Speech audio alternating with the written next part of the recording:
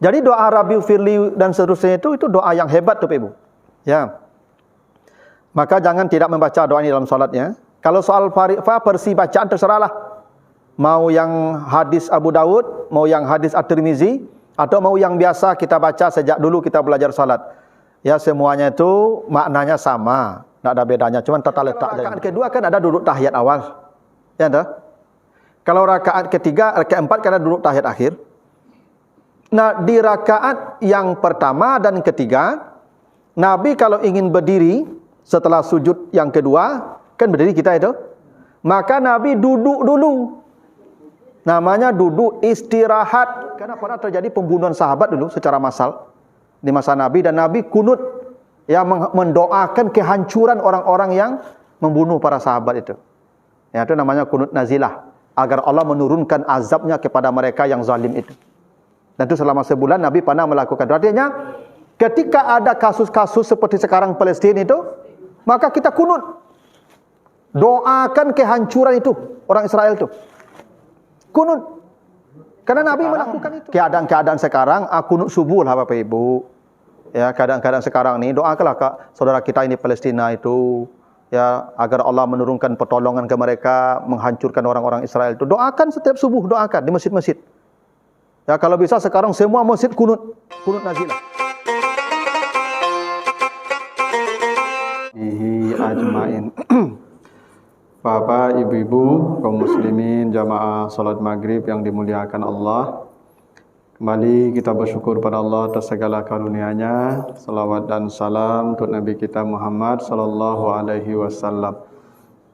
Bapak Ibu yang saya muliakan, kita lanjutkan kembali bahasan kita dalam bab sifat salat Nabi ya. Terakhir kita bahas hadis riwayat An-Nasa'i dari Aisyah, di mana Aisyah bercerita ketika Nabi salat dalam keadaan sakit.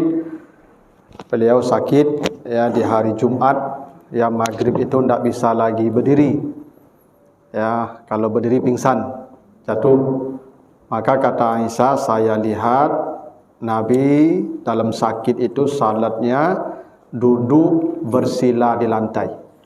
Ya, yusalli mutarabbi'an. Nabi itu salatnya duduk bersila di lantai. Nah, inilah yang ya saya wanti-wanti ke Bapak Ibu, kalau kita sakit selama masih bisa duduk di lantai, maka duduklah di lantai. Ya, jangan duduk di kursi. Ya, selama masih bisa di lantai. Karena contoh dari Nabi begitu. Ya, Nabi ketika sakit duduknya salat bersilah mutarabbi'an di lantai. Nah, kita lanjutkan hadis dari Ibnu Abbas. Hadis riwayat Abu Dawud dan An-Nasa'i. Annan Nabi sallallahu alaihi wasallam kana yaqulu baina sajdatain, Allahumma ighfirli warhamni wahdini wa'afini warzuqni.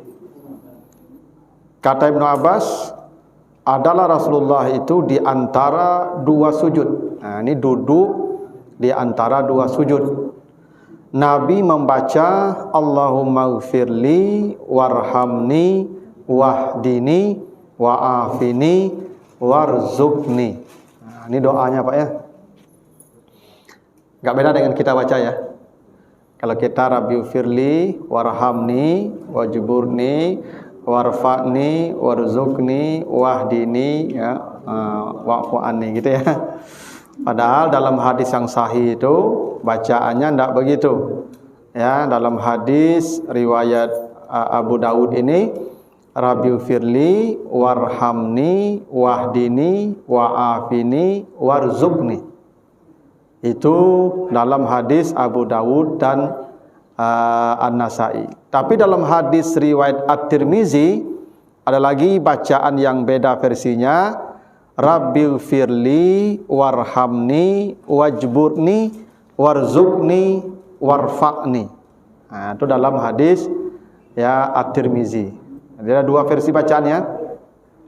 Nah, sementara kita yang populer itu Rabbil firli warhamni wajburni warfa'ni warzuqni wahdini wa'afini wa'fu anni. Walaupun para ulama hadis ya lebih ya memegangi hadis yang riwayat Abu Dawud tadi, An-Nasai. Tapi memang ini tidak salah. Ya, kalau kita baca yang biasa tu tidak salah juga. Beda tata urutnya saja dan ada beberapa yang ditambah. Itu lebih sempurna. Nah, tapi itu tidak apa-apa ya kalau lanjut. Sebab mengubahnya agak sulit juga kalau sudah tua ini. Ya, karena sejak dari kecil dulu kita belajar salat yang diajarkan yang itu. Rabbighfirli warhamni ya wajburni warfa'ni warzuqni wahdini wa'afini wa'fu anni. Itu yang diajarkan sampai hari ini. Kita baca itu. Ya, tidak ada kita dijelaskan ada hadis lain yang menjelaskan bacaannya yang tadi. Ya Rabbighfirli warhamni wahdini wa'afini warzuqni ya. Tapi ini intinya doa. Intinya ini doa yang dibaca Nabi dalam ya duduk di antara dua sujud. Karena ini bukan menjadi rukun salat Bapak Ibu, ini hanyalah sunnah. Kalau Bapak Ibu baca boleh, tidak dibaca pun tidak apa-apa, yang penting ada tamak ninah saja. Tapi doa ini hebat. Ya Rabbighfirli itu artinya ampuni saya ya Allah. Ya, ampuni saya. Warhamni, beri rahmat saya. Jadi ini dua perkara yang pokok ini. Rahmat dan ampunan. Itu makanya orang mati doanya itu. Ya Allahumma ighfir lahu warhamhu. Karena dengan rahmat, dengan ampunan pintu neraka ditutup. Dengan rahmat pintu surga dibuka. Jadi dua-dua ini penting. Kita kalau dapat ampunan, itu pintu neraka ditutup. Ya. Karena yang membuat kita ke neraka itu dosa. Itu makanya di surat Ali Imran ayat 91, nanti disebut juga di surat Az-Zumar 47. Nanti di akhirat ketika manusia nampak api neraka, andai mereka punya emas seberat bumi, mil'ul ardi zahaban, dia punya emas seberat bumi, laftadau bihi min su'il azab yaumil qiyamah, maka emas yang seberat bumi itu akan dia serahkan supaya lepas dari azab neraka. Jadi mahal tu Pak ampunan tu. Nilainya seberat emas, ya emas seberat bumi. Berat itu. Dan mahal tu Pak ya. Makanya kita perlu minta ampun itu. Makanya doa pertama tu minta ampun Rabbighfirli. Baru rahmat. Ya dengan rahmat tu kita bisa masuk surga. Karena kata Nabi tidak ada orang masuk surga dengan amalnya kecuali dengan rahmat Allah. Nah, yang ketiga wajburni. Ya, jabara itu arti harfiahnya tulang yang patah lalu dilengketkan kembali supaya kuat dia, itu namanya jabar. Maka diartikan jabar itu yang kuat. Ya, jadi kalau sesuatu lemah dikuatkan namanya jabar. Jadi kita minta ya Allah tolong kuatkan saya. Kalau ada kelemahan-kelemahan saya tolong tutupi supaya saya jadi kuat. Nah, kira-kira begitu makna wajburni itu. Ya, kita kan banyak kelemahan Bapak ya. Nah, kita minta ya Allah semua kelemahan saya itu tolong tutupi agar saya menjadi kuat. Nah, itu maksud wajburni. Ya, warfa'ni ya Allah tinggikan derajat saya ya Allah. Termasuk derajat di akhirat surga. Karena surga itu bertingkat-tingkat, yang paling tinggi surganya Firdaus. Nah, kita ingin surga yang paling tinggi tingkatnya, maka warfa'ni. Di dunia juga begitu. Jangan kita menjadi orang yang hina.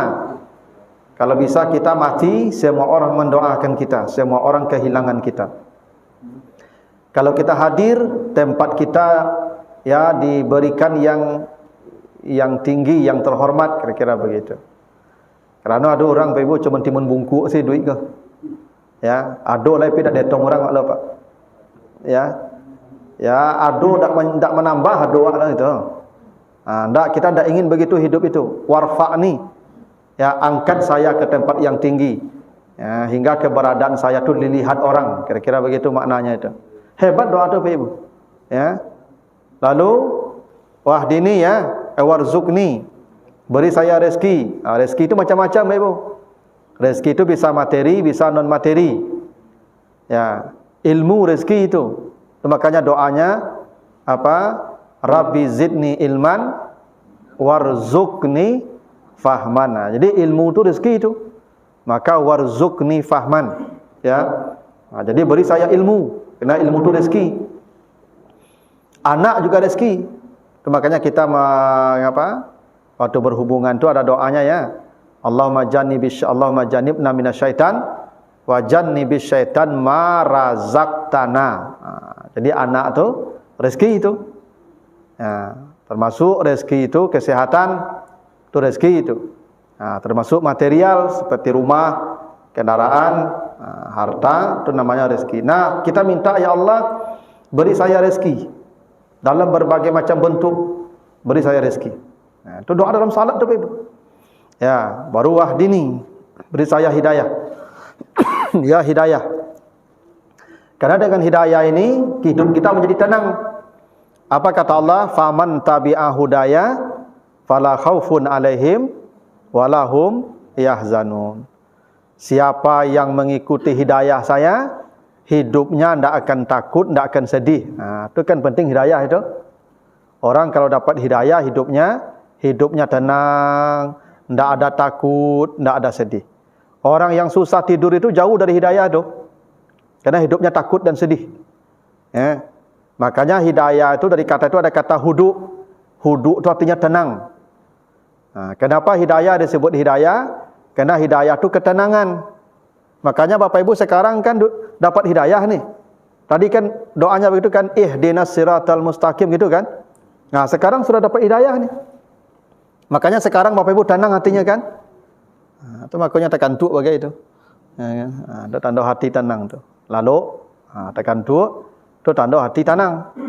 Ya tak? Ya sambil duduk lalu kan tenang hati nama tu Pak. Nah, tu tanda dapat hidayah tu. Ya, tenang hatinya. Nah, hidayah ke penting Ibu. Ya, karena kata Allah begitu, orang kalau sudah dapat hidayah tenang, la khaufun alaihim walahum yahzanun. Itu kita minta dalam salat itu, beri saya hidayah. Itu maka dari ihdinas siratal mustaqim. Wa afini, ya, berikan kami afiah. Tidak sehat ya. Ada sehat, ada afiat. Beda tu Ibu. Perampok tu sehat badannya tu, tapi tidak afiat. Ya. Ibu-ibu apa-apa tidak sehat lagi kau. Muncul lutut begitu, tidak sehat itu. Ya kan namanya anda, kan tidak sehat itu. Ya kan. Eta sanda muncul kan tidak sehat namanya itu Pak. Lah penyakit nama itu. Ya kan kalau sakit lutut nama itu. Dah sakit pinggang, maka pas sanda kalau sakit nama itu. Dah itu ya. Tapi Bapak Ibu afiat walaupun tidak sehat. Jadi afiat itu bisa jadi badannya tidak sehat, tapi jiwanya yang sehat. Ada orang badannya sehat, jiwanya tidak sehat. Makanya kita minta afiat bukan sehat. Karena tidak selalu sehat itu kebaikan. Pezina itu sehat tu, kalau tidak sehat mau pezina itu Pak. Ya kan? Kan tidak sehatnya itu. Tapi dia tidak afiat. Nah, kita minta afiat. Maka bapak-bapak kok afiat namanya kok. Sehat tidak lagi kok. Ya kan? Ialah bentuk lebih litak bentuk kok. Sehat alai kok. Tapi dapat afiat. Itu yang kita minta dalam salat tu. Ya, wa afini. Ya Allah beri saya afiat ya Allah. Ya, sehingga bagi orang yang sehat tidak bisa melakukannya, ibu bapak yang tidak sehat bisa melakukannya. Kan kini di rumah banyak yang sehat-sehat kini kok. Banyak yang otot-otot kini tu. Bakal nak tiba ke masjid. Tidak afiat. Tidak afiat. Bapak ibu tidak sehat lagi. Ya, tapi datang ke masjid, bisa dengan ceramah, bisa berzikir, itu tanda afiat namanya tu. Nah, ini yang kita minta dalam salat, wa afini. Ya Tuhan, walaupun badan saya sudah tidak kuat, tapi beri saya kekuatan pada rohani. Nah, kekuatan rohani itu disebut afiat namanya. Wa afini. Gitu. Bara banyak orang sakit, Ibu, bisa baca Quran 10 juz sehari. Dah gitu. Orang sehat, sehalaman saya taluknya loh. Kenapa? Yang sehat tadi tidak afiat. Yang sakit tadi afiat dia. Hingga dia bisa melakukan ibadah lebih banyak dari orang sehat.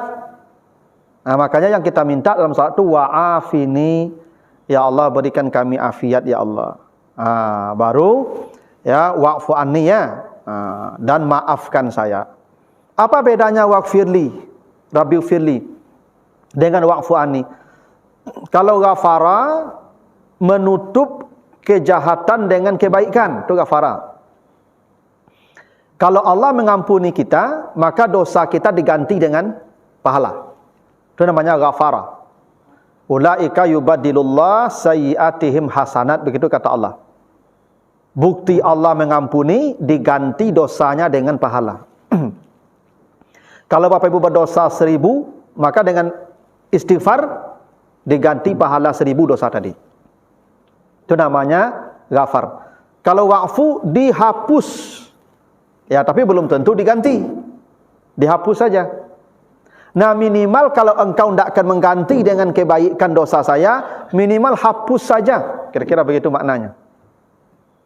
Andai engkau tidak akan mengganti, ya Allah, dosa saya dengan pahala, cukup hapus saja. Sudah cukup. Ya. Nah, itu doa yang kita minta dalam salat, Ibu ya. Jadi doa Rabbi firli dan seterusnya itu doa yang hebat tuh, Ibu. Ya. Maka jangan tidak membaca doa ini dalam salatnya. Kalau soal fariqah, versi bacaan terserahlah. Mau yang hadis Abu Dawud, mau yang hadis At-Tirmizi, atau mau yang biasa kita baca sejak dulu kita belajar salat. Ya, semuanya itu maknanya sama, tidak ada bedanya, cuma tata letak aja yang berbeda. Itu doa yang dibaca Nabi ketika duduk di antara dua sujud. Hadis dari Malik bin Huwairis, hadis riwayat Bukhari. Annahu ra'an Nabi sallallahu alaihi wasallam yusalli fa iza kana fi witrin min salatihi lam yanhat hatta yastawiya qa'idan. Ya, di Sahih Bukhari ya. Diceritakan Nabi itu salat apabila di rakaat yang witir, maksudnya rakaat ganjil nih, 1, 3. Kan bisa jadi kita kalau 3 rakaat ada rakaat satunya. Rakaat 4, kalau 4 rakaat ada rakaat 1, 3-nya. Kalau rakaat 2 rakaat subuh ada satunya. Itu yang witir namanya itu. Di rakaat yang witir, Nabi tidak bangun, tidak bangkit, sehingga beliau lurus duduknya dulu. Nah, ini yang biasa dilakukan Nabi, namanya duduk istirahat. Jadi kalau rakaat kedua kan ada duduk tahiyat awal. Ya ada. Kalau rakaat ketiga, rakaat 4 kan ada duduk tahiyat akhir. Nah, di rakaat yang pertama dan ketiga, Nabi kalau ingin berdiri setelah sujud yang kedua, kan berdiri kita itu, maka Nabi duduk dulu. Namanya duduk istirahat.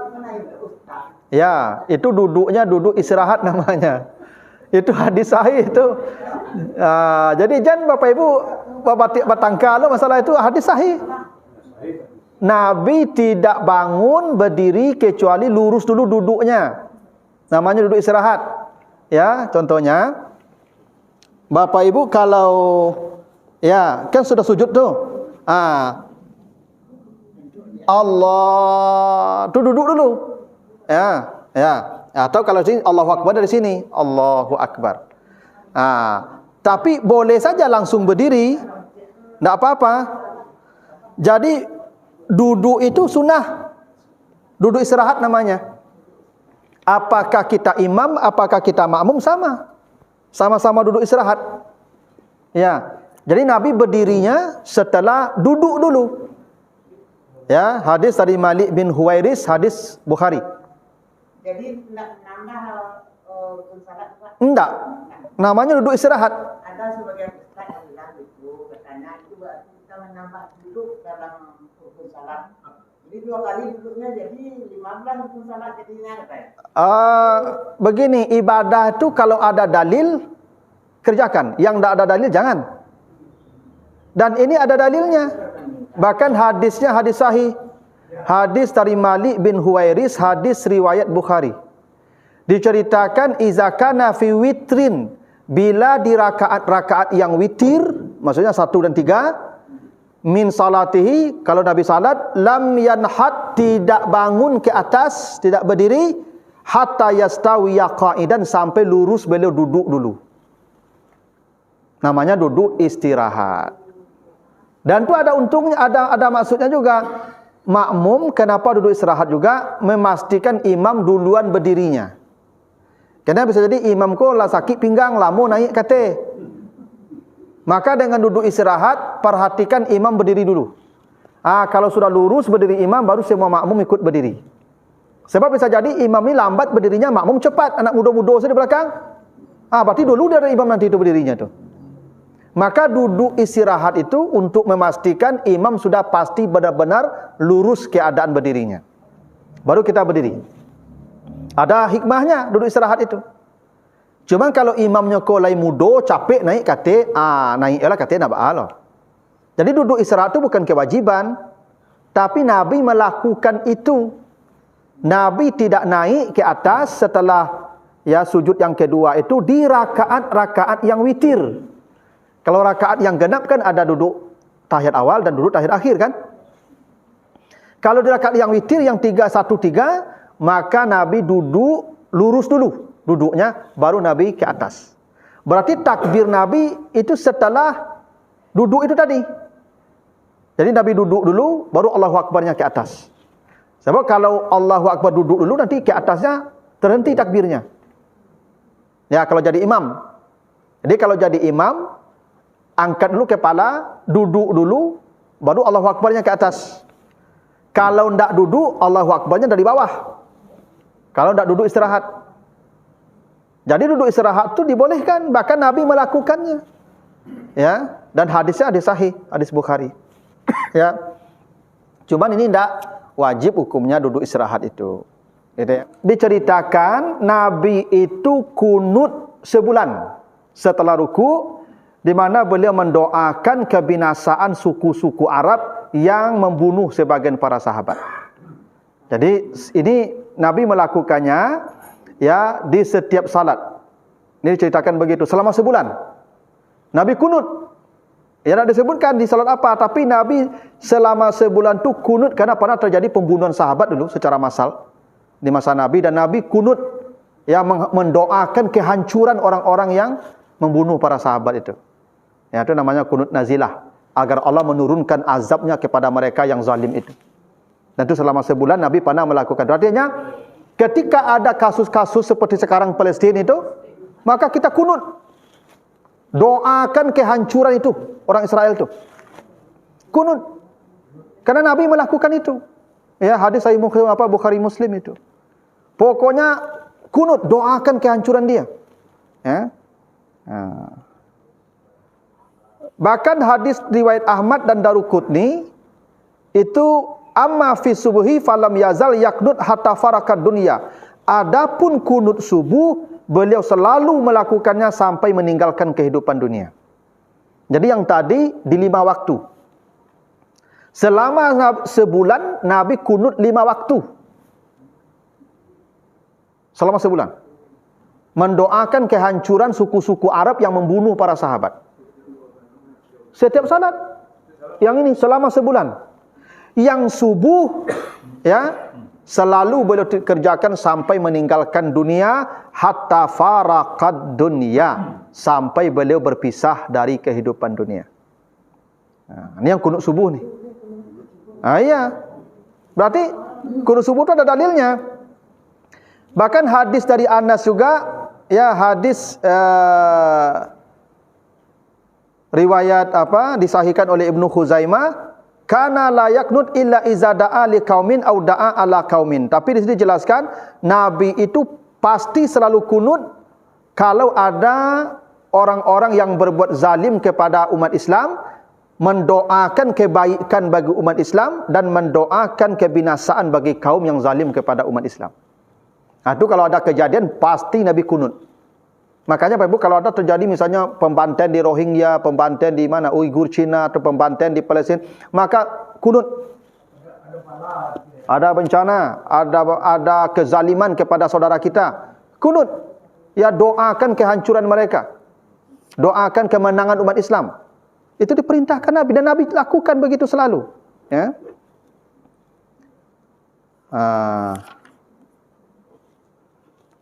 Lalu hadis dari Hasan bin Ali, annahu qala allamani Rasulullah kalimat aqulu lahunna fi qunut witir. Nabi mengajarkan kepada kami kunut, kalimat yang kami baca ketika kunut witir. Jadi salat witir itu ada kunutnya, terutama Ramadan nih. Ya, di penghujung Ramadan, itu kunut. Ya.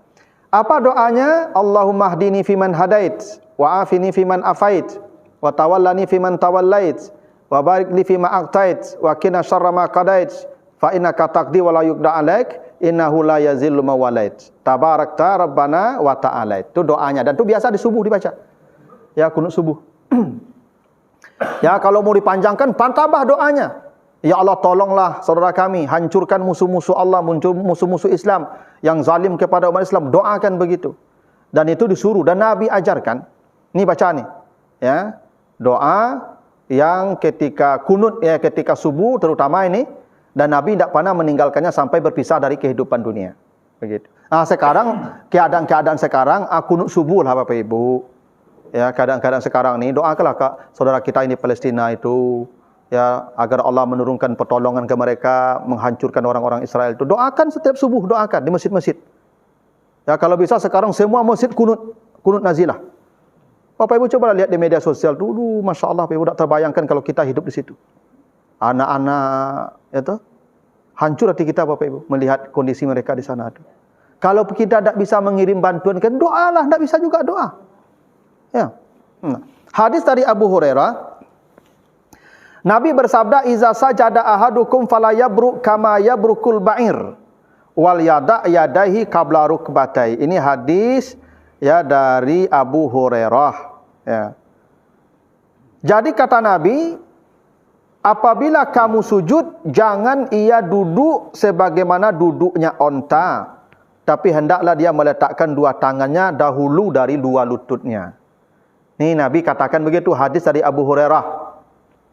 Jangan kamu sujud itu jatuh seperti onta duduk. Ya. Kalau onta duduk, ya lututnya duluan.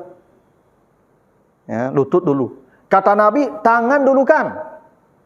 Itu hadis Abu Hurairah tuh, tangan dulukan, baru lutut. Tapi hadis dari Wa'il bin Hujur, apa kata Wa'il? Ra'aitun Nabi sallallahu alaihi wasallam iza sajada wa da'a rukbatai qabla yadai. Saya lihat Nabi itu ketika sujud meletakkan dua lutut beliau sebelum dua tangan beliau. Nah, ini kan bertentangan nih. Abu Hurairah berkata, Nabi mengatakan, kalau kamu sujud jangan seperti onta jatuh. Jangan seperti onta duduk. Bagaimana onta duduk? Lutut dulu. Yang benar kata Nabi, tangan dulu kan. Tapi hadis dari Wa'il, dilihat oleh Wa'il, Nabi sujud lutut dulu, bukan tangan dulu. Yang mana betul kan? Dua-duanya betul. Karena dua-duanya contoh Nabi. Nah, cuman dalam strata ilmu hadis itu ada tiga jenisnya. Ada hadis qauli, ada hadis fi'li, ada hadis takriri. Hadis qauli ucapan. Nabi berkata begini-begini itu ucapan. Hadis fi'li, Nabi melakukan sesuatu, sahabat melihat. Dan sahabat bercerita apa yang dilakukan Nabi, namanya fi'li. Perbuatan Nabi diceritakan. Ada hadis takriri namanya, Nabi tidak mengatakan, Nabi tidak melakukan, sahabat yang melakukan, dan Nabi mendiamkan. Itu namanya takriri, artinya itu kasuistis. Tergantung kondisi saja yang ketiga ini. Nah, dari ketiga hadis ini, yang paling kuat itu qauli. Karena yang qauli itu sifatnya general, universal. Kalau yang fi'li bisa kasuistis. Kalau fi'li itu bisa kasus saja. Tidak bisa berlaku general.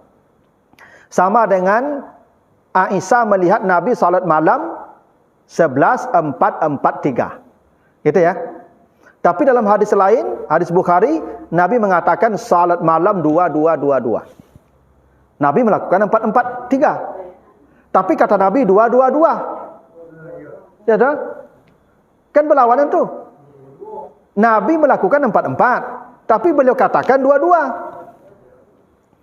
Maka yang kuat itu yang qauli. Berarti ikuti yang 22. Karena yang 44 mungkin kondisi tertentu.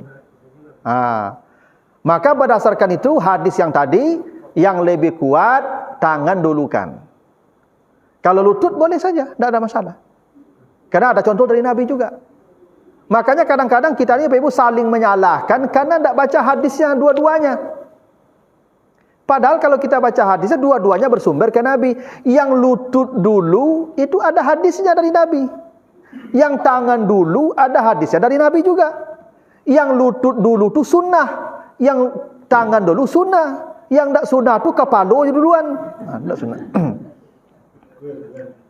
Jadi yang sunnah itu Bapak Ibu ada sandarannya ke Nabi, itu sunnah namanya itu.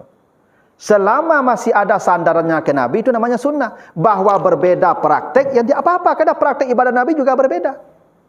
Namanya tanawu al-ibadah. Ya. Boleh jadi tadi duduk istirahat, kadang-kadang Nabi tidak istirahat, duduk, langsung aja berdiri kan? Ya, kan cerita Nabi duduk istirahat kan sahabat melihat tadi itu. Saya lihat Nabi itu ketika di rakaat yang witir tidak bangkit kecuali duduk. Kan dilihat sahabat. Boleh jadi di kesempatan lain Nabi tidak duduk, langsung berdiri saja. Ya, karena kalau fi'li sifatnya kondisional. Boleh jadi di sini begini, di sana nanti begini. Dan itu namanya tanawu al-ibadah, keragaman ibadah yang dipraktekkan Nabi. Dan itu benar. Sama mengangkat tangan takbir. Nabi kadang mengangkat tangan sampai ke pundak. Allahu Akbar. Ada yang sampai ke telinga. Dua-duanya hadis sahih. Ya kan? Itu namanya tanawu namanya. Keragaman, tidak apa-apa. Ya mungkin Bapak Ibu yang pingganglah sakit, lututlah sakit, tanganlah duluan. Kok lutut dulu kok jatuh ke Pak? Ya kan, tersimpu kok. Yang legak mudo-mudo, dia beliau ke lutut duluan. Ya kan? Tidak masalah lah tu. Ada kemudahan. Itu salah satu hikmah tanawu itu, keragaman itu, supaya kita mendapat kemudahan dalam ibadah itu. Nah, begitulah dulu Bapak Ibu ya tentang sifat salat Nabi ini. Yang mudah-mudahan ada manfaatnya, lebih kurang mohon maaf. Assalamualaikum warahmatullahi wabarakatuh.